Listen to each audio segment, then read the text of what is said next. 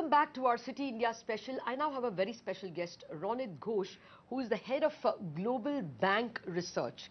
Well, what Ronit actually tracks is the spread of fintech or digitization of finance, and that is the hot story in India. Ronit, thank you very much for joining us. Well, we have some impressive numbers, and your own report has it. Person-to-person payment digitally has grown by 184% in the last 1 year. Debt card usage has grown by 119% in the past year. Basically, probably a demonetization push, and other things like IMPS, mobile banking also have grown fairly substantially, 40–50%.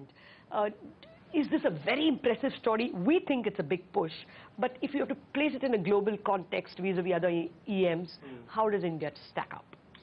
India's a huge opportunity. When you look out for the next 5 to 10 years, India could be one of the most exciting stories in global digital finance.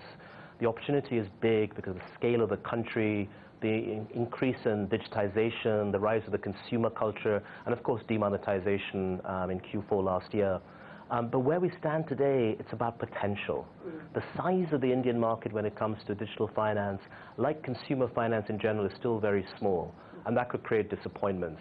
When we compare India to countries like China or the US, that at scale, India still has significant challenges and problems to fulfill their potential. But the opportunity is huge. What's different in China? What went right, since you say digitization is much more there?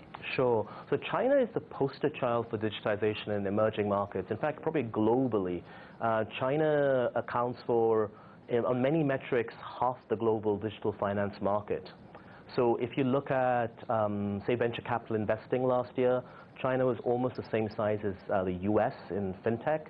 So between China and the US, there were 90% of the global VC investing. And they have some huge scale companies. So when you look at Tencent through their WePay app, they have 600 million active users.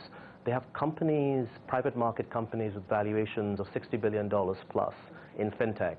So that's sort of scale that you don't see anywhere else. What went right there? Was it a government push?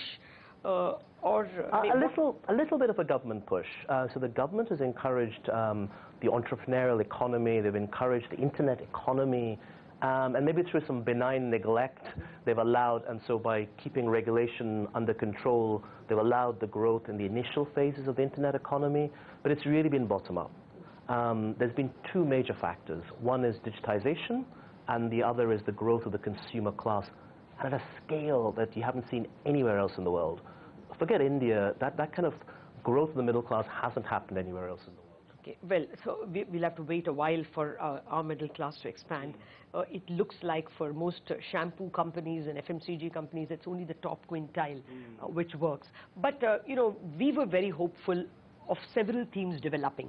We got telcos taking payment bank licenses.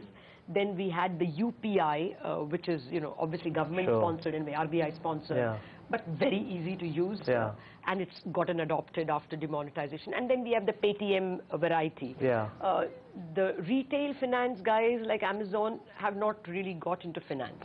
Now, which will develop in India, you think? How will India digitize? Sure. So India's big advantage is the so-called India stack, as you know. There are lots of building blocks in place, such as UPI, real-time payments, that are world-class.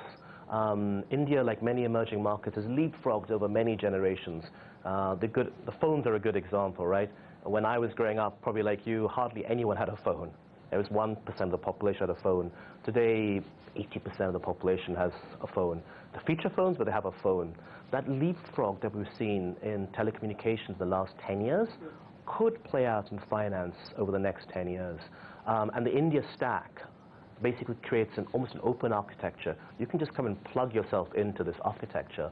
And that's one big advantage that India has over other countries. Now, who could play this? The banks. The private sector banks in particular, so some of the more innovative, and there are a lot of young consumer-focused private sector banks in India, and that's one big difference to China in a positive way.